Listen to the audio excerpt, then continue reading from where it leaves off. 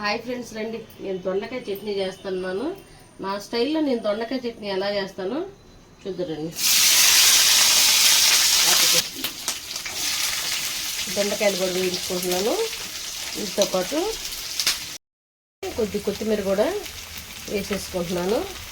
వేసుకుని ఇది కూడా దీంట్లో అంటే పచ్చ వాసన పోయే వరకు ఇలా వేయించుకుంటాను అనమాట. అంటే ఈ పచ్చడి వాసన అంతా పోయింది కాబట్టి చాలా అంటే చాలా టేస్ట్గా ఉంటుంది. మా పిల్లలు అయితే మరి అడిగి మరీ చేయించుకుంటారు. మరి మీరు ఎలా చేస్తారు పచ్చడి, దొండకాయ పచ్చడి నాకు కామెంట్ చేయండి. దొండకాయ అయితే తీసేస్తున్నాను.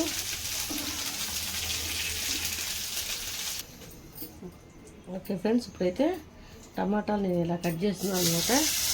వీటిని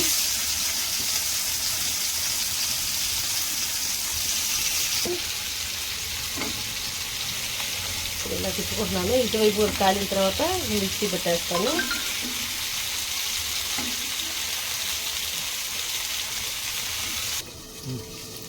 చట్నీలోకి కొద్ది చిన్నులపాయలు, అలాగే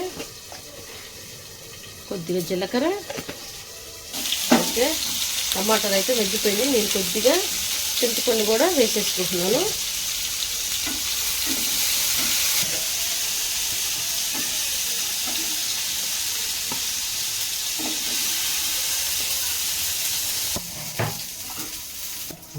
ఇక్కడ కొద్దిగా కల్లుపు కూడా వేసుకున్నాను.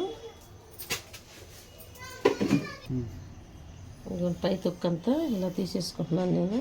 ఫ్రెండ్స్, ఇవన్నీ ఇప్పుడు మిక్సీ పట్టేసుకున్నాం. వచ్చేసేయండి. ఇలా కచ్చా పచ్చా నలిగిన తర్వాత అప్పుడు మంచి స్మెల్ వస్తుంది. ఇదిగోండి పైన టమాటాలన్నీ చక్కగా తొక్కు తీసేస్తున్నాను అనమాట. వీటిని కూడా ఇందులోనే వేసేసుకుంటున్నాను. ఓకే ఫ్రెండ్స్, ఇదిగోండి చట్నీ అయితే నేను ఇందులో తీసేసాను అనమాట. మీకు ఇష్టమైతే పోపు పెట్టుకోవచ్చు, మీకు ఇష్టం లేకపోతే పెట్టుకోవసరం లేదు. నేనైతే పోపు పెట్టుకుంటున్నాను. పోపు పెట్టుకుంటే మా పిల్లలు ఇష్టంగా తింటారు. ఫ్రెండ్స్, నేనైతే